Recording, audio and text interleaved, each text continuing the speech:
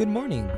Today is Monday, April 1st, 2024, and this daily bread is titled, Letting God Guide Us, and it is from Judges chapters 19, verses 1 through 30.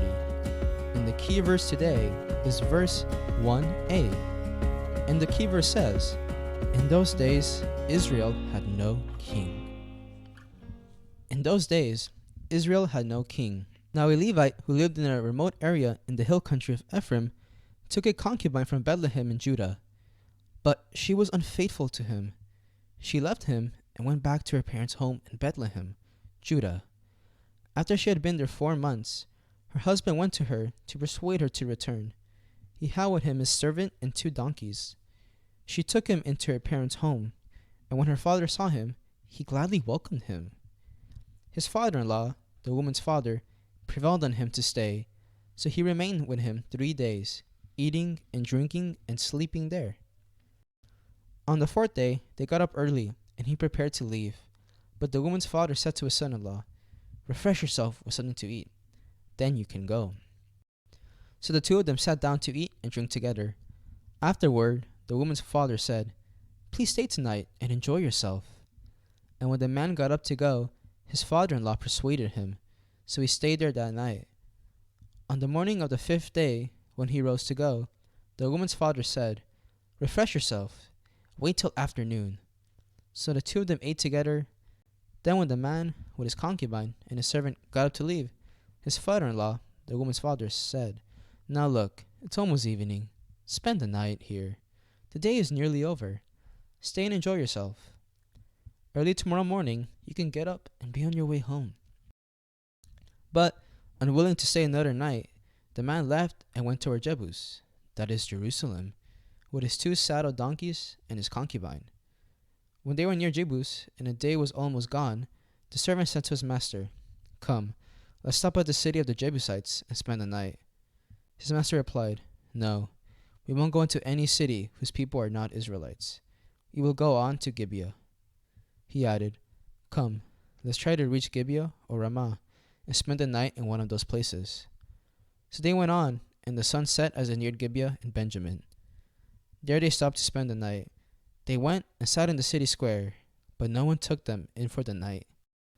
That evening, an old man from the hill country of Ephraim, who was living in Gibeah, the inhabitants of the places were Benjamites, came in from his work in the fields. When he looked and saw the traveler in the city square, the old man asked, Where are you going? Where did you come from?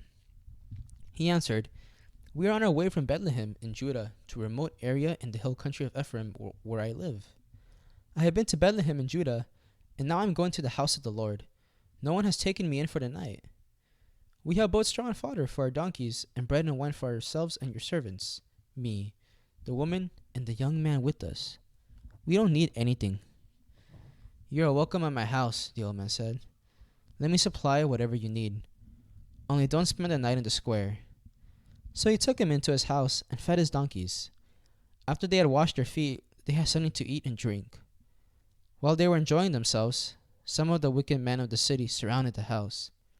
Pounding on the door, they shouted to the old man who owned the house, Bring out the man who came to your house so we can have sex with him.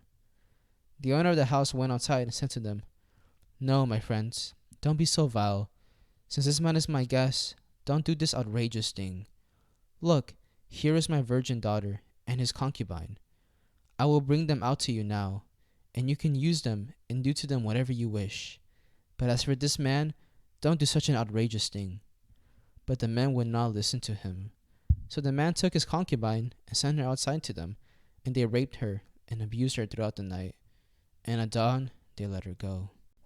At daybreak, the woman went back to the house where her master was staying, fell down at the door, and laid there until daylight.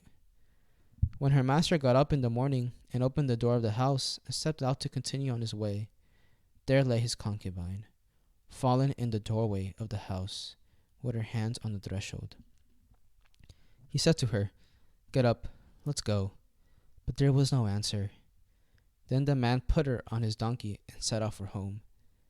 When he reached home, he took a knife and cut up his concubine, limb by limb, into 12 parts, and sent them into all the areas of Israel. Everyone who saw it was saying to one another, "Such a thing has never been seen or done, not since the day the Israelites came up out of Egypt." Just imagine. We must do something.